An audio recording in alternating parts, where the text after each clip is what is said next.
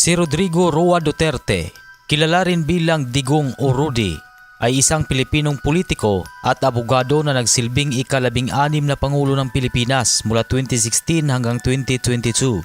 Siya ang unang Pangulo mula sa Mindanao. Bago ang kanyang pagkapangulo, naging alkalde siya ng Davao City sa loob ng mahigit 22 taon. Ipinanganak si Rodrigo Roa Duterte noong March 28, 1945 sa Maasin, Southern Leyte. Ang kanyang mga magulang ay sina Vicente Duterte, isang dating gobernador ng Davao, Soledad Roa, isang guro at aktivista. Siya ay nag-aaral noong nasa elementarya pa siya sa Santa Ana Elementary School sa Davao City. Ang pagtungtong na niya sa high school ay siya ay nag-aaral sa Holy Cross College of Digos at mababatid nga na siya ay na-expel sa Ateneo de Davao dahil sa pagiging pasaway. At nung siya ay nasa kolehiyo, ay nag-aaral siya sa Lyceum of the Philippines University, AB Political Science. Nag-aaral din siya sa batas sa San Beda College of Law.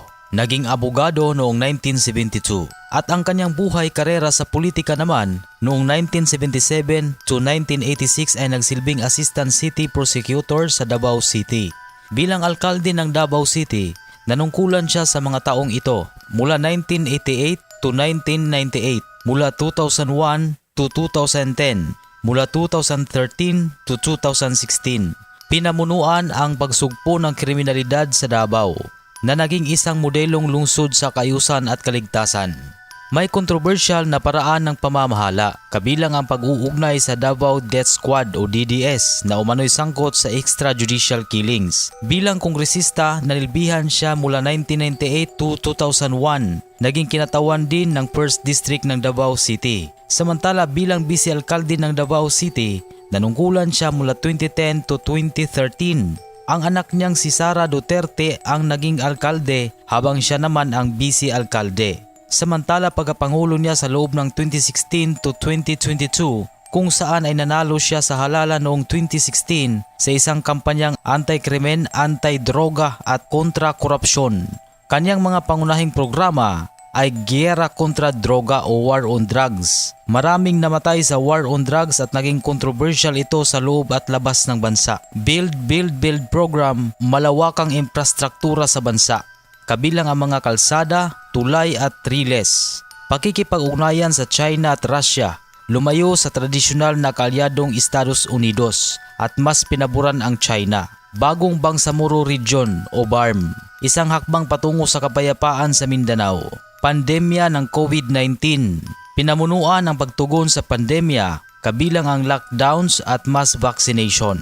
Si dating Pangulong Rodrigo Duterte ay maituturing na isang pambihirang Pangulo ng Pilipinas dahil sa kanyang kakaibang estilo ng pamumuno, matapang na pananalita at kontrobersyal na mga pulisiya. Narito ang ilang dahilan kung bakit siya naiiba sa ibang mga naging Pangulo ng bansa. Matapang at prangkang magsalita. This country, the obedience to the law.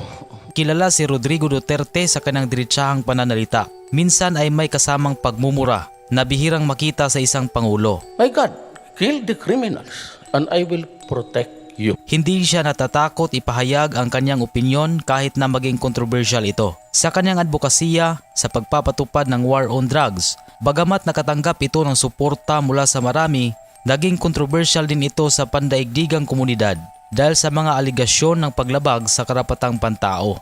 Independent foreign policy. Pinababa niya ang pagdepende ng Pilipinas sa Estados Unidos at mas pinatatag ang relasyon sa China at Russia. Isa itong malaking pagbabago sa tradisyonal na panlabas na patakaran ng bansa. Pagpapalakas ng federalismo. Isa sa kanyang ipinaglaban ay ang pagpapalit ng sistema ng gobyerno mula sentralisado patungo sa federalismo, bagamat hindi ito naipatupad sa kanyang termino. Malakas na tugon sa krimen at korupsyon. Nung alkalde pa siya ng Davao City, nakilala siya sa kanyang mahigpit na kampanya laban sa kriminalidad na kanyang dinala sa kanyang pagkapangulo. Pandemic response sa panahon ng COVID-19, nagpatupad ang kanyang administrasyon ng mga mahigpit na lockdowns at quarantine protocols na may halong kontrobersiya sa pagpapatupad nito. Oo, maraming Pilipino ang naniniwala na tapat na naglingkod si dating Pangulong Rodrigo Duterte sa bayan, lalo na pagdating sa kanyang kampanya laban sa droga, krimen at korupsyon. Sa kanyang termino mula 2016 hanggang 2022, naging matindi ang kanyang mga programa para sa kaayusan at seguridad ng bansa. Pati na rin ang malalaking proyekto sa infrastruktura sa ilalim ng Build, Build, Build program. Gayunpaman may iba ring kritisismo sa kanyang pamumuno, partikular sa mga isyu ng human rights at paraan ng pagpapatupad ng kanyang mga pulisiya. Sa huli, nasa mamamayan ang pagsusuri kung paano nakaapekto ng kanyang pamumuno sa bansa. Ano ang pinaka nagustuhan mo sa kanyang administrasyon? I-comment lang dito sa ating comment section. Maraming salamat at huwag kalimutan na mag-subscribe sa ating channel.